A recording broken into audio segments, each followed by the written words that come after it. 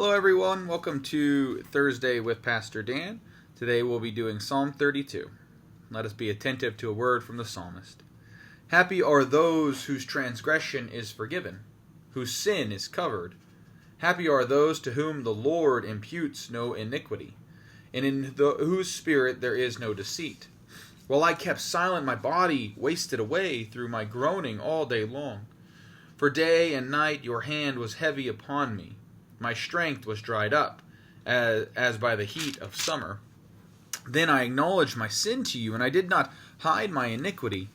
I said, I will confess my transgressions to the Lord, and you forgave the guilt of my sin. Therefore let all who are faithful offer prayer to you. At a time of distress, the rush of mighty waters shall not reach them. You are a hiding place for me. You preserve me from trouble. You surround me with glad cries of deliverance. I will instruct you and teach you the way you should go. I will counsel you with my eye upon you. Do not be like a horse or a mule without understanding, whose temper must be curbed with a bit and a bridle, else it would not stay near you. Many are the torments of the wicked, but steadfast love surrounds those who trust in the Lord.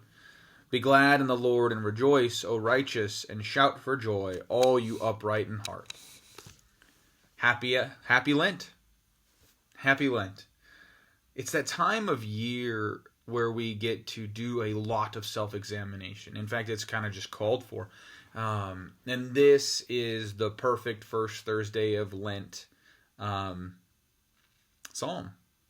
Happy are those whose transgressions is forgiven, whose sin is covered. That's what Lent is about. It's that reminder. Now, for some, it feels such like a dreary time. I think it's partially the weather and some of that, but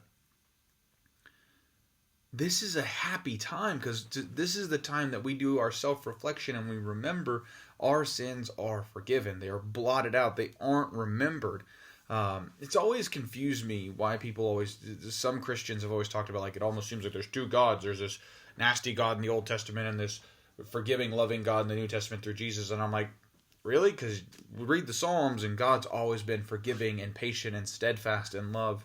That's God's nature. And we have to acknowledge it, and then we step into it because God is desiring to forgive us, is desiring to welcome us into that relationship.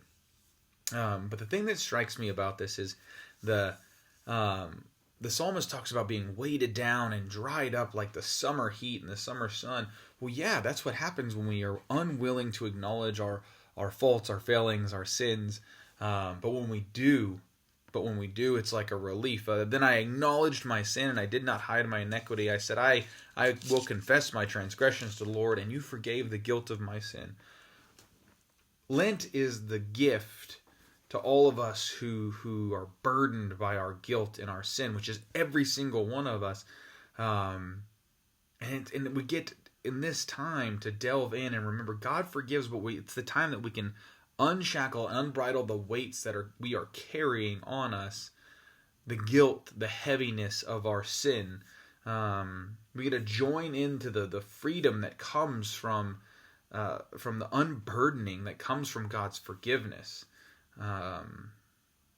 It's that time where we learn from our experiences and we step boldly into the forgiveness of God.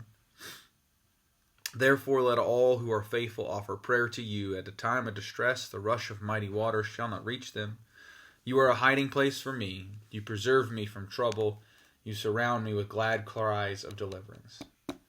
Therefore let all the faithful offer a prayer to you. Boldly let us go to God, seeking that forgiveness and that new life God offers to each of us. Blessings. Hope you all have a great week.